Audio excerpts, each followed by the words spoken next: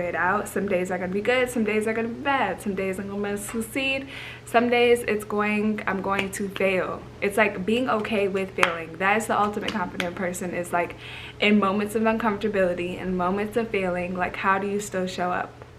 Hello, it's Andrea with an O, and today we're going to talk about how you can have self-confidence. Now, this is something that someone actually requested in another one of my videos, and I said that I would make a little talk just giving you some tips and tricks on how to have confidence and also break down exactly what it is. So let's talk about what confidence actually is. When we think of someone who is confident, they usually just have a self-assurance about themselves. In a difficult situation, they usually appear calm, right? They seem like they have a grip on what's going on. They're very in tune with themselves. They seem like they can't be shaken. They seem like they know where they're going. They just have a clear direction of who they are and where they're going. And that's essentially the vibe of confidence. Now, there also is fake confidence of people who are extra, I don't know, maybe boastful, just doing too much, yada, yada, yada. And a lot of that usually comes from actually lack of confidence. And I think especially you'll see like in more of middle school years, maybe even high school, that show up where you think people are confident just because they're rude or disrespectful, and really they're just insecure. Once you kind of get older, you realize that's not actually real confidence. That is just probably someone who is in fight or flight mode, and they probably chose fight that day. So I think it's very important to get clear on exactly what that is. I think a person that's really, probably the top people that are confident are probably more reserved actually. They probably have more of a soft confidence than just the typical, I don't want to say leader, because I guess there's another way as well. There's leaders as well that have that type of energy, as where they speak more, they talk more, yada yada. You don't necessarily need to be quiet to be confident, but there is something extra special about someone who has that more quiet confidence. So there's two sides to confidence, and there is the confidence where someone just feels comfortable in that space. They've done it before. I think we all have areas in life where we just feel confident because we've done it so many times. It's just secondhand to us. If someone else is new in this space, they might be like, oh, you're confident. Or really, it's like, I've just done this a lot. This is familiar to me. I just know what I'm doing, right? And that can be in work, that can be at home, that can be anywhere, any type of skill, any type of thing.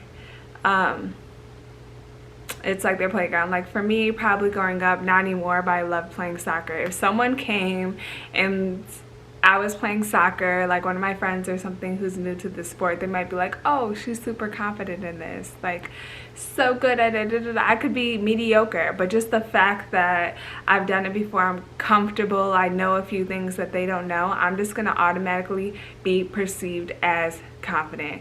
So really pay attention to yourself. Like, what areas do you just naturally feel confident? And obviously that will depend. Like if it was me and I was with a professional soccer player at the time, I might be like all of a sudden not confident. So it's really just circumstantial. And a lot of it has to do with the perception of yourself. So another thing is, the second part to it is being comfortable being uncomfortable. And I think this is when confidence really shines, and that's kind of what I was saying before, more of that soft confidence where it's not like a leader, a typical leader. They're leading because they've done it for so long. They probably have more experience, so they know how to lead the way. That's that comfortability confidence. But being uncomfortable and still being confident, I think says a lot about a person's character and their attunement with themselves. Because think about it, you are not new to that space, but to be able to hold that confidence is super, super important. And we'll go back to, like, let's say high school again, because I think that's when we kind of develop this, or at least perception of ourselves, that we're confident and unconfident. And I want to kind of break the notion that a person is one way or the other. I want out of this video to people to get out of it that It depends on the circumstances. It depends on the day. It depends on this and that. Don't put a label on yourself like a lot of people do, that you're just not confident, because that's probably just what happened. One day you decided you weren't confident. Some other people probably agreed with you in a scenario or whatever, and you just dubbed yourself as not confident. It's not true. Let that go. There's going to be moments where you're going to feel just naturally confident, and there's moments where you're going to have to ground yourself, and those are going to be in situations where you're a little bit more uncomfortable, a little bit newer to it. So some tips and tricks to do when you're in a situation where it's new to you is just ground yourself. Give yourself space. This is new to me, right? I don't need to tell everyone that I'm not confident about the situation, or I can confidently say, hey, this is new to me, I'm a little nervous about that. That's confident as well. You're brave enough to just say, this is new to me, I don't know what's going on. That's pretty confident. Someone who is not confident is just trying to maneuver what everyone else is doing, or it's like they take the power from themselves and they're worried about what everyone else thinks, what everyone else is doing, how they're perceiving them, how they should act in order to meet the standards or the vibe of someone else. When a confident person keeps that energy and that power within themselves and is like, I'm going to stay my ground and pay attention to what I feel comfortable with. And able to communicate that I want to do this, I don't want to do this. It's like they have the confidence to stay grounded within themselves and pay attention to how they feel, how they want to be perceived, how they want to act, not based off of what anyone else's opinion or whatever is, right?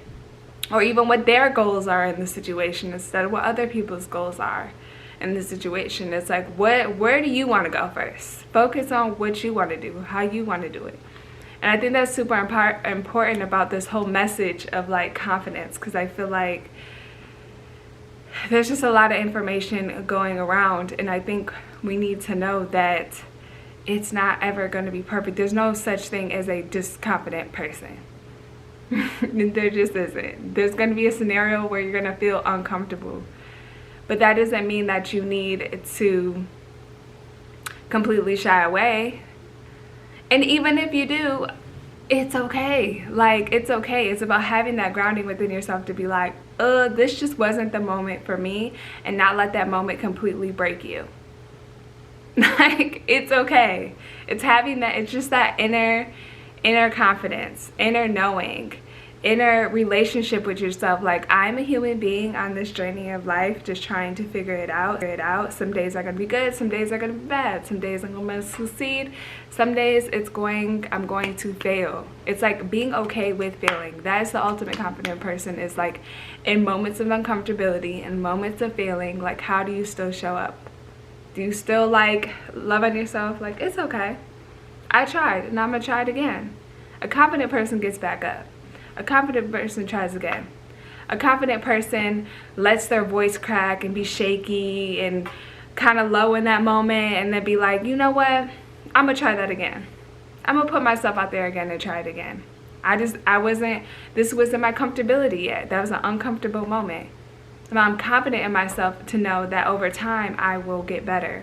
So I'm going to keep trying. I'm not going to shy away from bettering myself or doing the things I want to do or going where I want to go.